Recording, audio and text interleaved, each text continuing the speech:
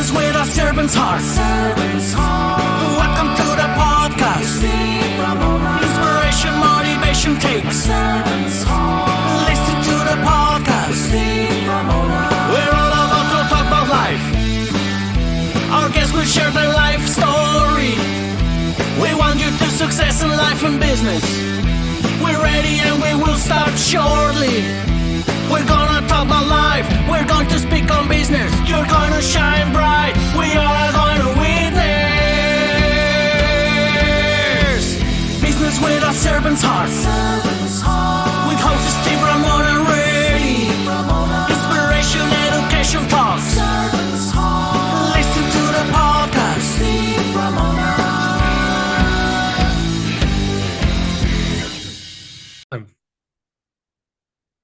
Welcome, everyone, to Doing Business with a Servant's Heart podcast. I almost said TV show. Well, I guess it could be a TV show, too. And I'm your host, Steve Ramona. You probably all know that now, but I am so excited and thrilled to have you join us today, and I'll tell you why in a minute. We dedicate this podcast to explore the idea of doing work and doing life with a servant's heart so you can make a difference and impact your world. With that, while you're listening to my guest, I want you to think about how you're going to create a service for yourself and others. Always serve yourself first so you can serve others. And what impact do you create today? Just do it today after this great show, because people wait. I'll wait till tomorrow, and we all know what happens. A month goes by, 3 weeks go by, and you haven't done it. Just go out and make a quick, simple service. Email me, message me, tell me how you felt when you served somebody. I'd love to get your response. We also dedicated this podcast to motivate you, inspire you, and educate you to make that impact in your world. So you can grab all this information and just change somebody's life. And today's episode is truly sponsored by our incredible partner, is proudly sponsored by our incredible partner, I guess truly as well, Pantheon Alliance. Would you like to be part of an exclusive community of high-income, successful business owners and entrepreneurs from very diverse industries? Together, I'm so glad to say they're building a thought leader expertise platform to impact and change the world. Well, as I always say, a servant's heart makes an impact, makes a difference, can change your world. Well, what happens if you've had 7 surgeries? What happens if you're in pain a lot? Think about that. We've all had pain one time in our lives, unless even babies have pain. We felt that. It might be emotional, it might be mental, it might be physical. How are you dealing with that pain? So we're going to talk resiliency today. I said the word right. I usually have a hard time saying that. I'm so excited to welcome to the show, Rick. Welcome. It's so good to be here with you. And I've got to say, as I've been looking forward to our time together, one thought keeps going across my mind, one question. When something major happens, have you noticed the numerous changes that continue to happen down the road because of that initial change? Yeah, that's powerful. I love it. Plan to be your best. That's your program. How do you use that to help you navigate through your pain and others? The amount of pain, I believe, needs to be matched by the level of intentionality in so many ways. It was a football injury that caused this major change in my life. It was my senior year. It was a November day in southwestern Connecticut. And we're driving up from Weston, Connecticut to New Milford for the last game of our season. And it was a glorious day. It was a glory game. I ran 26 times for 148 yards, 2 touchdowns, 1 interception, 1 recovered fumble. And then with about less than 2 minutes to go, it was supposed to be the next to last play I was going to play. And I was running the ball around to the right. Player on the opposite team had the angle on me, grabbed a hold of the back of my jersey, sort of a horse collar tackle, and he deliberately threw himself down. And I ended up flipping over backwards and my left knee whiplashed into the ground. And so some months later, the first surgery. And then in the next 2 years, 2 more surgeries because a new problem had started. And looking back on that, I realized I was not prepared. And I wasn't prepared for the severity of the injury, to, my expectations. And so much of our being resilience is about our expectations. And I expected, all right, I'm going to heal from this surgery. and move on and get back into living my life, being active, playing tennis, maybe running some more track and field and tennis in college. But when I look back on those times, I was a lot of bitterness and even anger surfaced because of my not being prepared and what my expectations were. Flash forward to today, it's been a journey of learning how to be not only resilient, but intentional. Intentional, for example, in one way to have change your focus in the way you look at goals and strategies, to process-oriented goals. And I believe, I'm a planner. I've had a background in marketing, leadership development, and communications, and to a great extent, navigating the pain that I knew and the kind of pain that others, the 50 million people, for example, who live with chronic pain.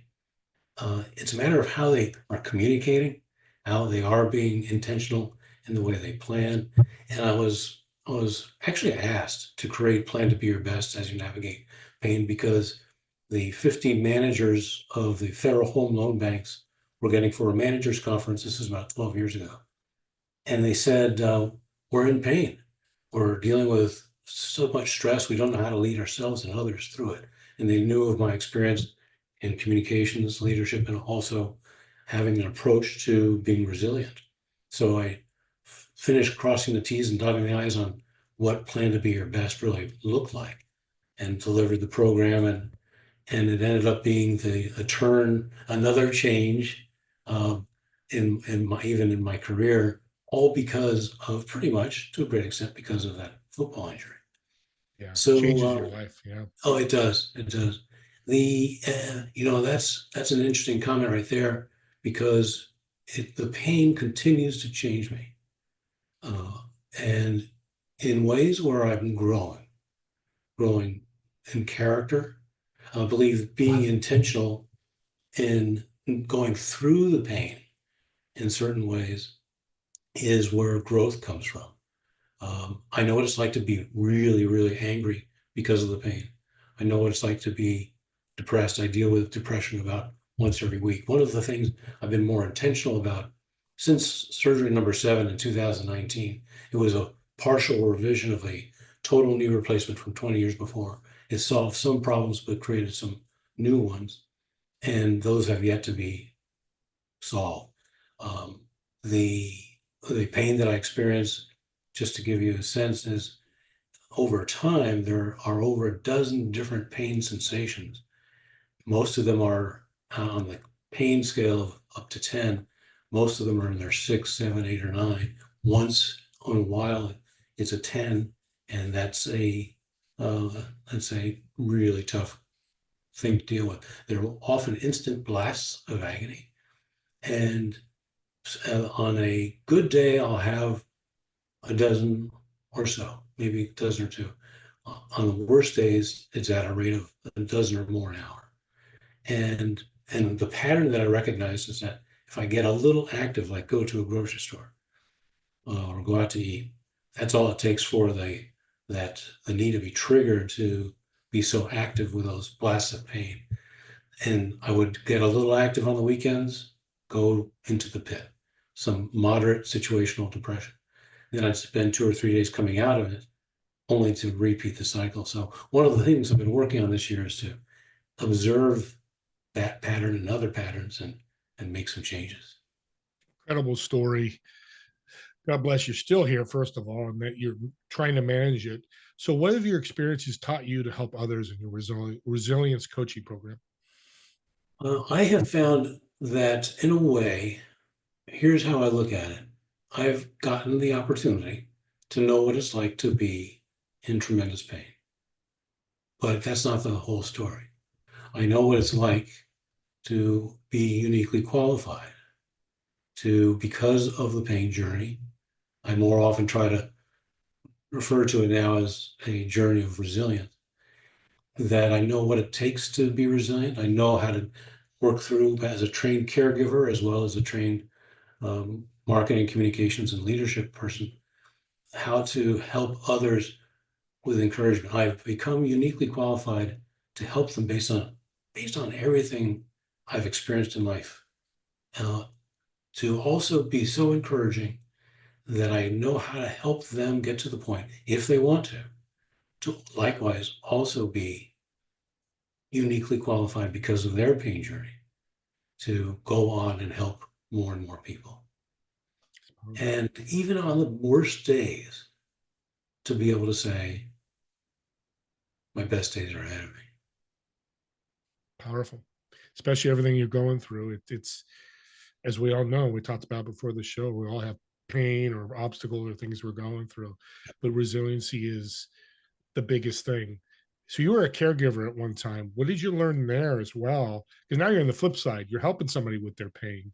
What did you learn from that end? I learned one of the most important things is not only that you listen, for example, to yourself as well as to others, with like, there will probably be numerous times through the course of our conversation, where I'll keep coming back to being intentional, that there are basically the listening, which is actually the second of the 8 domains of resilience. I've identified 8 domains of resilience. The first one is prepare. The second one is listen. To listen to that monologue so that you can understand yourself better, identify what you need. And when we elevate the way we bump that up against our compassion, we can be more effective at encouraging ourselves or encouraging others. So, for example, that listen strategy, that listen approach even extends to helping someone who is trying to navigate in their different relationships with their family, friends, or at work. A lot of people are very uncomfortable with being around people in pain. But the person in pain has a unique opportunity, and I'd even say a call to action, to think through how they can help others be good listeners to themselves, and to be how to go about doing, to a great extent, one of the 3 things that people in pain need most of all is understanding, compassion, and encouragement. Yeah, that's And so I think the other part of it is that one of the things that I've learned is, as a caregiver, there are really 2, if you get right down to it, 2 sources of pain. There's the primary source of pain, in the case, my knee. There was a time when early on, my wife and I at the time had lost our firstborn son. And the pain was that loss. But there's always the second array of sources of pain. And that's the mental stress, the emotional grieving, depending upon both where you are in the grieving process, but also what you bring to it, what kind of perspective, what might it be triggering from your past, even from your youth, how well equipped you're and ready and wise you are to go through the pain. I was talking to Mark Hicks the other day, who said, pain, believe it or not, is a healer. And he's absolutely right. It's not easy. Some people are prone to try to go around, above, or below the pain. But to go through it, that's where the healing actually, and where the growth comes from. Where do you think your hope and motivation, despite living with pain, comes from, especially daily pain? It's a combination of a few things. I honestly was not quite sure how to understand it. When I came out of my going through the several years when I went through the surgeries 4, 5, and 6, 6 being the total knee replacement, I was about 40 years old. And I got back on my feet, both literally and figuratively, and felt this calling to say, I've been through something, and I know other people are hurting. I want to help out. And I think the source of that comes from everything from the way I was brought up. My folks were very purpose driven. My faith is very purpose driven. And I know also this, that the more I care for someone else, the more I try to encourage someone, help someone else get through it. As Booker T. Washington once said, if you want to lift up yourself, try lifting up somebody else. The there's the goodness that flows in whether I'm just being a compassionate listener or sharing with someone some specific steps to take to go through those 8 domains of resilience, or practice something called the 3 steps of resilience. There's, in that goodness, it's flowing right back at me. That's neuroplasticity at work. And that makes it, actually, believe it or not, it's part of my own pain management strategy set. I love the servant part. That's why you're on here. It's such a great message.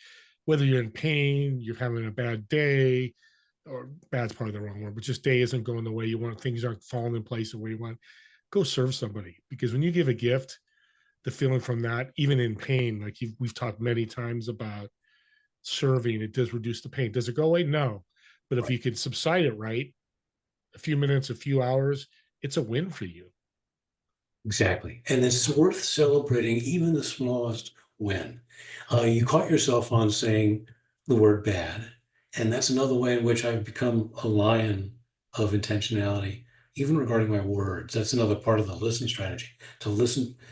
The more we understand the words and some meaning that we give it, some perspective or judgment, which isn't helpful, then, there was a time just before, maybe a month or so before my total knee replacement, I was already grieving that I knew I wasn't going to be able to go back to playing tennis, or I wasn't going to be able to inline skate anymore.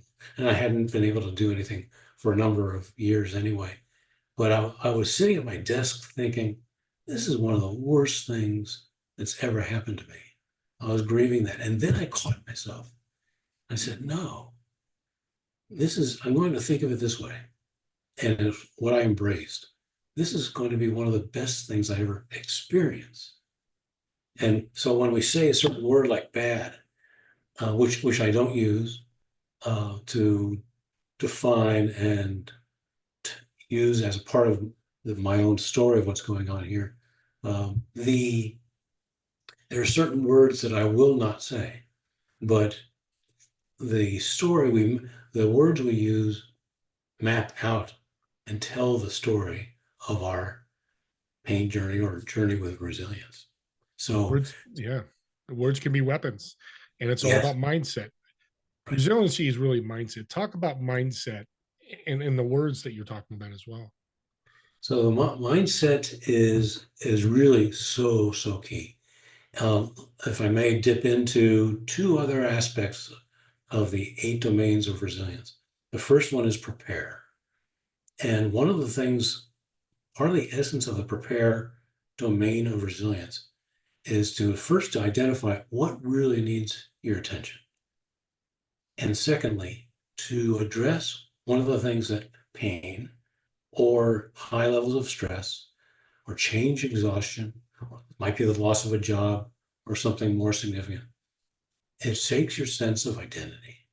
And so some time is spent to think through and re-anchor in different aspects of your identity. And I've talked to so many different groups, and virtually at least one person is honest enough in every one of these groups, whether it's 20 people or 500 people, they'll raise their hand and say very boldly, but out of a great need, they say, I don't know who I am anymore, and I don't know what to do about it. And you can actually, there's one particular woman who said that in one group I was talking to. And we went through a process, doesn't take long, very, very simply, and so much of the plan to be your best approach is like this. Write down 3 things. What is good about you? What is true about you? And what is unchangeable about you? Or for those in faith, you'll recognize this. What is your way? What is your truth? And how do you bring light and life to others? And when you answer those questions, you, number one, immediately recognize there are things that haven't changed at all. The good Lord said that the Lord is the same today as yesterday and always will be. And what we recognize in ourselves as unchangeable starts to create a foundation of both your identity, but also it helps lower the cortisol stress hormone.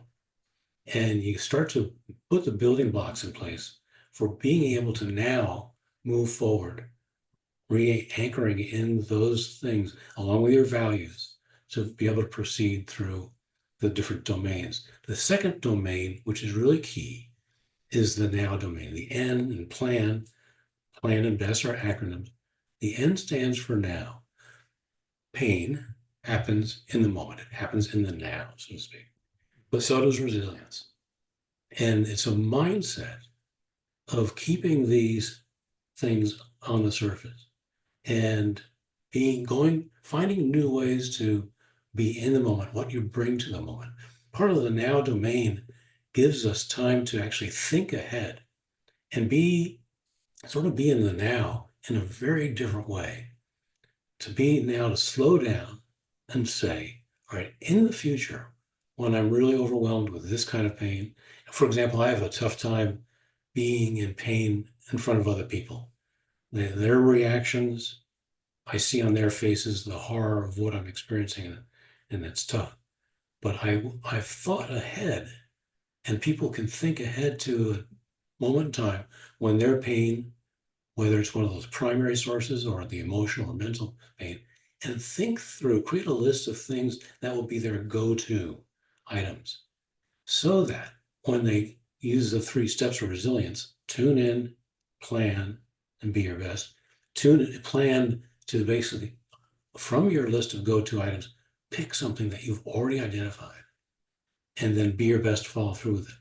But going back to that now moment, when you calm yourself down and think about being in the moment, being intentional, and think about future moments, you're basically transcending time. That also lowers the cortisol level. That it creates more comfort, more security, because when pain makes things seem so out of control, you're working on what you can control. Yeah, powerful. It's amazing what the mind can do, and you just proved it there. And being now in the moment, we all want to be, but sometimes we can't be. We're coming to the end here. Man, time flies when you have a great guest. Yeah. That is for sure. I love it. So let's. What do you think the future is with resilience? I think and I see it happening. I'd like to think I'm a part of it, but there's more and more conversation about and more intentionality in teaching resilience. It's not taught in schools. It's not taught in any form of primary school or college. Most people find their way through life or through connecting with someone like myself or many other wonderful people, connecting with you and learning through the way you model resilience, for example, or the way I do. We can learn through osmosis those things. But yeah. I think we're at a new point in time where at least it's being talked about. And I'd say one of the things that is part of it, I hope, is the one really key thing about being intentional, and that is to giving yourself grace. I think we are in such stressful times in the world today, and it's as if, to a great extent, human beings are pretty reactionary. But intentional means we are spending some time in that now domain and thinking forward, planning. And when we're doing more of that, that's a fully intentional act. That's so much goodness comes from that. Amen. I love the goodness part. That's what we're leading towards. I love it. Well, let's end with a little improv here. So I've got a restaurant reservation for you for a table of 4. You're going to sit in one of the chairs. In the other 3 empty chairs, who are you going to invite, dead or alive? Why would you invite them? And what food would you order for the table?